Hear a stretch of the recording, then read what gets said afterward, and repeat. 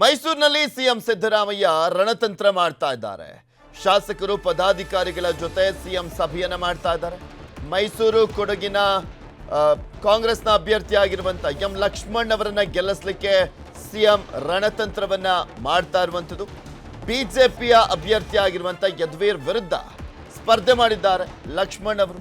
KPCC ವಕ್ತಾರರು ಒಕ್ಕಲಿಗ ಮತಗಳನ್ನ ಸೆಳೆಯಲಿಕ್ಕೆ ಭಾರಿ ರಣತಂತ್ರ ಮಾಡಲಾಗ್ತಾ ಇದೆ. ತವರಿನಲ್ಲಿ ಪಕ್ಷ ಗೆಲ್ಲಿಸಲಿಕ್ಕೆ ಸಿಎಂ ಸಿದ್ದರಾಮಯ್ಯ ಸರ್ಕಸ್ ಇದು. ಸಿದ್ದರಾಮಯ್ಯನವರಿಗೆ ಇದೊಂದು ರೀತಿಯಾದಂಥ ಚಾಲೆಂಜ್.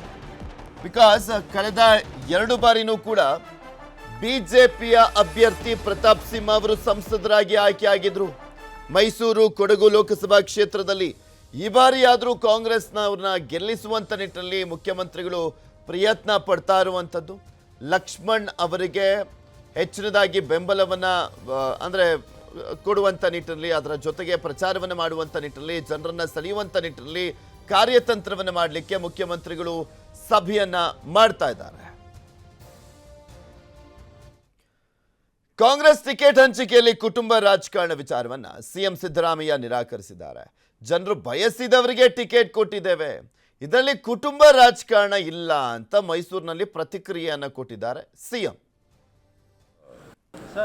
ಕೊಟ್ಟಿದ್ದೀವಿ, ಯಾಕಂದ್ರೆ ಆ ಕ್ಷೇತ್ರದ ಜನ ಯಾರಿಗೆ ಹೇಳ್ತಾರೋ ಅವ್ರು ಕೊಟ್ಟಿದ್ದೀವಿ. ಅಲ್ಲ, ನೀವು ಕುಟುಂಬ ರಾಜಕಾರಣವನ್ನ ವಿರೋಧ ಮಾಡ್ತಾವ್ರು, ಈಗ ಕುಟುಂಬದವ್ರಿಗೆ ಸಿಕ್ಕಿದ್ರೆ ಹೇಗೆ ಅಂತ ನೋಡಿಯಪ್ಪ, ಜನ ಯಾರನ್ನ ಹೇಳ್ತಾರೋ ಅವ್ರು ಕೊಡ್ತೀವಿ.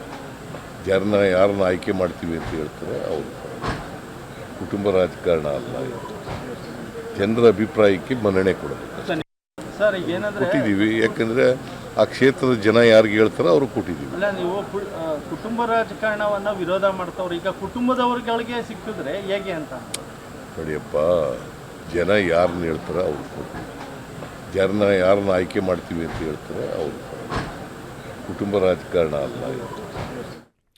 ಕುಟುಂಬ ರಾಜಕಾರಣದ ಕಡೆ ವಿಚಾರಕ್ಕೆ ಸಂಬಂಧಪಟ್ಟಂತೆ ಅವರು ಆನ್ಸರ್ ಮಾಡಿದ್ರು. ಜನ ಯಾರನ್ನು ಕೇಳಿದ್ದಾರೆ ಅವ್ರಿಗೆ ಕೊಟ್ಟಿದ್ದೀವಿ ಅಂತ ಹೇಳುವಂತ ಕೆಲಸವನ್ನು ಮಾಡಿದ್ದಾರೆ ಸಿದ್ದರಾಮಯ್ಯನವರು. ಅದರ ಜೊತೆಗೆ ಮೈಸೂರು ಕೊಡಗು ಲೋಕಸಭಾ ಕ್ಷೇತ್ರದಲ್ಲಿ ಕಾಂಗ್ರೆಸ್ನ ಅಭ್ಯರ್ಥಿ ಲಕ್ಷ್ಮಣ್ ಅವರನ್ನ ಗೆಲ್ಲಿಸುವಂತ ನಿಟ್ಟಿನಲ್ಲಿ ಆ ಭಾಗದ ಶಾಸಕರ ಸಭೆಯನ್ನ ಕರೆಯಲಾಗಿದೆ, ಪದಾಧಿಕಾರಿಗಳ ಸಭೆಯನ್ನ ಕರೆಯಲಾಗಿರುವಂಥದ್ದು. ಆಕ್ಚುಲಿ 8 ವಿಧಾನಸಭೆಗಳು ಬರ್ತವೆ ಮೈಸೂರು ಕೊಡಗು ಲೋಕಸಭಾ ಕ್ಷೇತ್ರದ ವ್ಯಾಪ್ತಿಯಲ್ಲಿ. 5ರಲ್ಲಿ ಕಾಂಗ್ರೆಸ್ನ ಶಾಸಕರಿದ್ದಾರೆ, 3ರಲ್ಲಿ 2ರಲ್ಲಿ JDS, 1ರಲ್ಲಿ ಬಿಜೆಪಿಯ ಶಾಸಕರಿರುವಂಥದ್ದು, NDA ಕೂಟದವರು. ಇದೆಲ್ಲದ್ರ ಬಗ್ಗೆನೂ ಕೂಡ ಮತ್ತಷ್ಟು ಮಾಹಿತಿಯನ್ನು ಕೊಡ್ತಾ ಹೋಗ್ತಾರೆ ನಮ್ಮ ಪ್ರತಿನಿಧಿ ಕೃಷ್ಣ ನಮ್ಮ ಜೊತೆ ನೇರ ಸಂಪರ್ಕದಲ್ಲಿ ಜಾಯ್ನ್ ಆಗ್ತಾ ಇದ್ದಾರೆ. ಕೃಷ್ಣ, ಮೈಸೂರು ಕೊಡಗು ಲೋಕಸಭಾ ಕ್ಷೇತ್ರದ ಕಾಂಗ್ರೆಸ್ ಅಭ್ಯರ್ಥಿ ಲಕ್ಷ್ಮಣ್ ಅವರನ್ನ ಗೆಲ್ಲಿಸುವಂತ ನಿಟ್ಟಿನಲ್ಲಿ ಮುಖ್ಯಮಂತ್ರಿಗಳು ಯಾವ ರೀತಿಯ ಕಾರ್ಯತಂತ್ರ ಮಾಡ್ತಾ ಇದ್ದಾರೆ? ಬಿಕಾಸ್ ಅದೊಂದು ರೀತಿಯಾದಂಥ ಸವಾಲಿನ ವಿಚಾರ ಆಗುತ್ತೆ. ಬಿಕಾಸ್ ಮುಖ್ಯಮಂತ್ರಿಗಳ ತವರು ಜಿಲ್ಲೆಯಲ್ಲಿ ಗೆಲ್ಲಲೇಬೇಕಾದಂಥ ಸವಾಲು ಸಿಎಂ ಅವರಿಗೆ ಇರುವಂಥದ್ದು. ಕಳೆದ 10 ವರ್ಷಗಳಿಂದ ಬಿಜೆಪಿಯ ಸಂಸದರೇ ಅಲ್ಲಿದ್ರು ಪ್ರತಾಪ್ ಸಿಂಹ ಅವರು. ಈ ಬಾರಿ ಎಷ್ಟು ಟಫ್ ಆಗಿದೆ ಅಂತ ಅಲ್ಲಿ?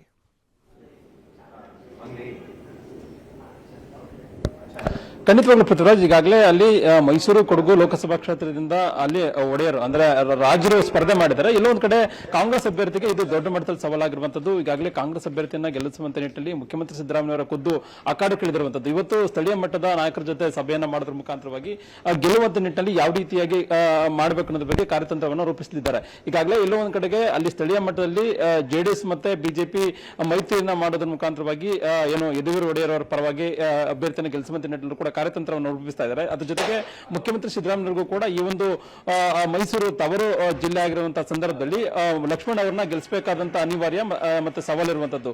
ಆ ಕಾರಣಕ್ಕೋಸ್ಕರವಾಗಿ ಸ್ಥಳೀಯ ಮಟ್ಟದ ಎಲ್ಲಾ ಜಾತಿ ಸಮುದಾಯದ ನಾಯಕರನ್ನ ವಿಶ್ವಾಸಕ್ಕೆ ತೆಗೆದುಕೊಳ್ಳೋದ್ರ ಮುಖಾಂತರವಾಗಿ ಅಲ್ಲಿ ಯಾವ ರೀತಿಯಾಗಿ ಗೆಲ್ಲಬೇಕು ಅನ್ನೋದ್ರ ಬಗ್ಗೆ ಒಂದಷ್ಟು ರಣತಂತ್ರಗಾರಿಕೆಯನ್ನು ಇವತ್ತು ಮುಖ್ಯಮಂತ್ರಿಗಳು ಮಾಡಿರುವಂತದ್ದು. ಆ ಕಾರಣಕ್ಕೋಸ್ಕರವಾಗಿನೇ ಇವತ್ತು ಮೈಸೂರು ಪ್ರವಾಸವನ್ನು ಮಾಡ್ಕೊಂಡಿರ್ತಕ್ಕಂಥ ಮುಖ್ಯಮಂತ್ರಿ ಸಿದ್ದರಾಮಯ್ಯವರು ಸ್ಥಳೀಯ ಮಟ್ಟದ ಜೊತೆಗೆ ವಿಸ್ತೃತವಾಗಿ ಚರ್ಚೆಯನ್ನು ಮಾಡೋದ್ರ ಮುಖಾಂತರವಾಗಿ ಗೆಲ್ಲಿಸುವಂತ ನಿಟ್ಟಿನಲ್ಲಿ ಕೂಡ ಈಗಾಗಲೇ ಕಾರ್ಯತಂತ್ರವನ್ನು ರೂಪಿಸೋದಕ್ಕೆ ಮುಂದಾಗಿರುವಂತದ್ದು. ಒಂದು ಕಡೆಗೆ ಬಿಜೆಪಿ ಅಭ್ಯರ್ಥಿಯಾಗಿರ್ತಕ್ಕಂಥ ಯದುವೀರ್ ಒಡೆಯರ್ ಏನಿದ್ದಾರೆ ಅವ್ರನ್ನ ಗೆಲ್ಲಿಸುವಂತ ನಿಟ್ಟಿನಲ್ಲೂ ಕೂಡ ಬಿಜೆಪಿ ನಾಯಕರು ಶತಪ್ರಯತ್ನವನ್ನು ಮಾಡ್ತಾ ಇರುವಂತದ್ದು.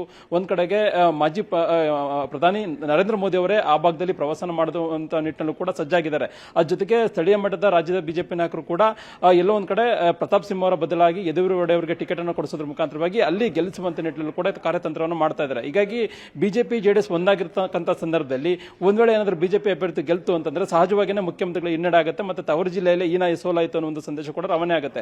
ಆ ಕಾರಣಕ್ಕೋಸ್ಕರವಾಗಿಯೇ ಇವತ್ತು ಮುಖ್ಯಮಂತ್ರಿಗಳು ಮೈಸೂರು ಪ್ರವಾಸವನ್ನು ಮಾಡೋದ್ರ ಮುಖಾಂತರವಾಗಿ ಒಂದಷ್ಟು ಕಾರ್ಯತಂತ್ರವನ್ನು ರೂಪಿಸ್ತಾ ಇರುವಂತದ್ದು. ಆದರೆ ಸ್ಥಳೀಯ ಮಟ್ಟವಾಗಿ ಅಲ್ಲಿ ಲಕ್ಷ್ಮಣ್ ಅವರಿಗೆ ಟಿಕೆಟ್ ಅನ್ನು ಕೊಡಲಾಗಿದೆ. ಆದರೆ ಲಕ್ಷ್ಮಣ್ ಅವರಿಗೆ ಎಷ್ಟು ಮಟ್ಟಿಗೆ ಅಲ್ಲಿರ್ತಕ್ಕಂಥ ಸ್ಥಳೀಯ ನಾಯಕರು ಬೆಂಬಲವನ್ನು ಕೊಡ್ತಾರೆ ಅನ್ನೋದು ಕೂಡ ಸಾಕಷ್ಟು ಪ್ರಶ್ನೆ ಆಗಿರುವಂತದ್ದು. ಒಂದ್ ಕಡೆಗೆ ಯತೀಂದ್ರ ಸಿದ್ದರಾಮಯ್ಯ ಸ್ಪರ್ಧೆ ಮಾಡ್ತಾರೆ ಅನ್ನೋದ್ರ ಬಗ್ಗೆ ಕೂಡ ಹೇಳಲಾಗ್ತಾ ಇತ್ತು. ಯತೀಂದ್ರ ಸಿದ್ದರಾಮಯ್ಯ ಅವರಿಗೆ ಸ್ಪರ್ಧೆ ಮಾಡಿದ್ರೆ ದೊಡ್ಡ ಮಟ್ಟದಲ್ಲಿ ಫೈಟ್ ಕೊಡ್ತಾರೆ ಅನ್ನೋದ್ರ ಬಗ್ಗೆ ಕೂಡ ಹೇಳಲಾಗ್ತಾ ಇತ್ತು. ಹೀಗಾಗಿ ಲಕ್ಷ್ಮಣ್ ಅವರಿಗೆ ಯಾವ ರೀತಿಯಾಗಿ ಮುಖ್ಯಮಂತ್ರಿಗಳು ಅಲ್ಲಿ ಕೆಲಸವನ್ನು ಮಾಡೋದ್ರ ಮುಖಾಂತರವಾಗಿ ಅವರನ್ನ ಗೆಲ್ಲಿಸುವಂತ ನಿಟ್ಟಿನಲ್ಲಿ ಕಾರ್ಯತಂತ್ರವನ್ನು ಮಾಡ್ತಾರೆ ಅನ್ನೋದು ಕೂಡ ಈಗ ಸಾಕಷ್ಟು ಕುತೂಹಲಕ್ಕೆ ಎಡೆ ಮಾಡಿಕೊಂಡಿರುವಂತದ್ದು. ಪೃಥ್ವಿರಾಜ್.